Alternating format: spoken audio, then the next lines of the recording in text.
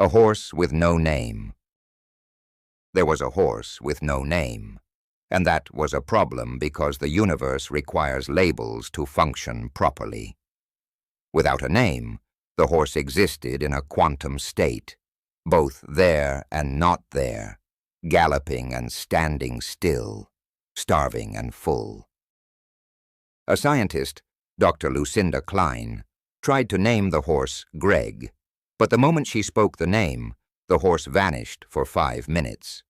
When she wrote the name down, the ink refused to dry. When she thought the name very hard, she got a nosebleed. The government got involved. They built a facility in the desert to contain the horse, which seemed content to wander aimlessly, free from identity, responsibility, or tax obligations.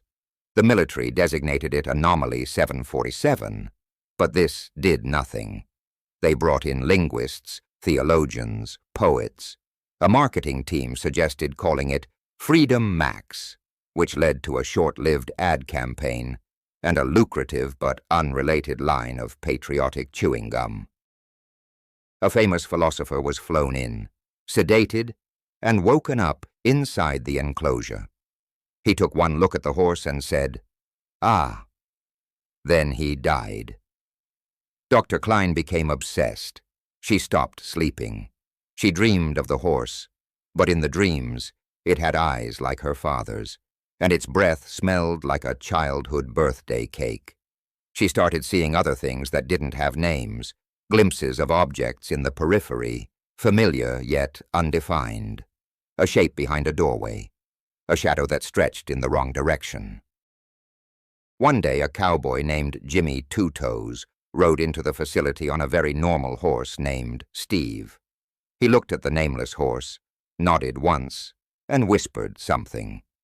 Nobody heard what he said, but the horse snorted, neighed, and then trotted off into the horizon, slowly dissolving into the heat waves. Jimmy Two-Toes tipped his hat and rode away.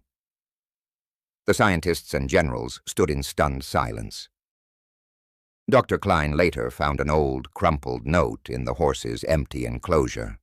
It said, "Some things are only real if you try too hard to make them real." She stared at it for a long time. Then she burned it.